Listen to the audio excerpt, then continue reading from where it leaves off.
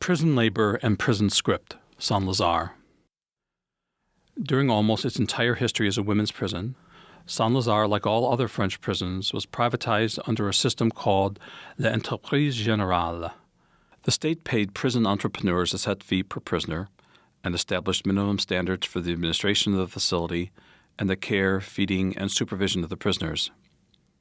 As early as the 1830s, prison reformers were criticizing this system as an abdication of state responsibility that led inevitably to the exploitation of prisoners and the perversion of the prison system. However, successive French governments lacked both the political will and the economic resources to change the system.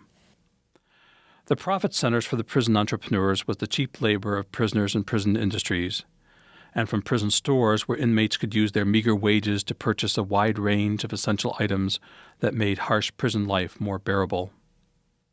Everyone agreed that having prisoners work had a rehabilitative value and also helped maintain prison discipline. Prison industries developed along gender lines.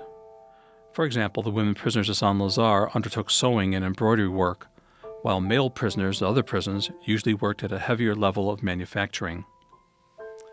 Women's prisons were less expensive to run since the female inmates generally needed much less supervision than male inmates. In addition, the use of Roman Catholic nuns, in the case of Saint-Lazare, the Sœurs de Marie-Joseph, proved to be much cheaper and more effective than hiring lay workers.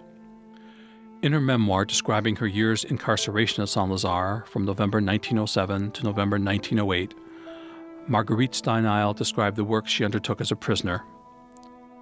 We made sheets, towels, pillowcases, napkins. I helped Firmin, her cellmate, with the sewing, and by sewing all day and a great part of the night, managed to earn 7 or 8 francs a month. The work was paid for at the rate of 1/2 penny per towel, napkin, or slip, 2 pence per tablecloth, and 3 pence for a large sheet. But you had to pay for your cotton and needles, and when the work was not perfect, it was refused, or no more work was given you. The sisters were so pleased with my work that they gave me the more difficult sewing to do. Piles of fine napkins and tablecloths for the spring sale at the Printemps and the Bon Marché. No wonder those vast stores can sell beautiful table linen at low prices, which make the purchasers exclaim, as I had so often done myself, how can they do it?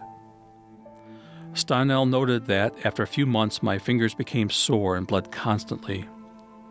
The sisters then provided her with paints and brushes, and she painted flowers and landscapes on scores of handkerchief cases, cushions, glove cases, and lampshades. The prisoners, who generally worked 10 hours a day, were paid with institutionally based prison script that could only be used in the prison canteen. The Vincenziana Material Culture Collection of the Archives and Special Collections Department of DePaul University has these examples of prison script from Saint-Lazare.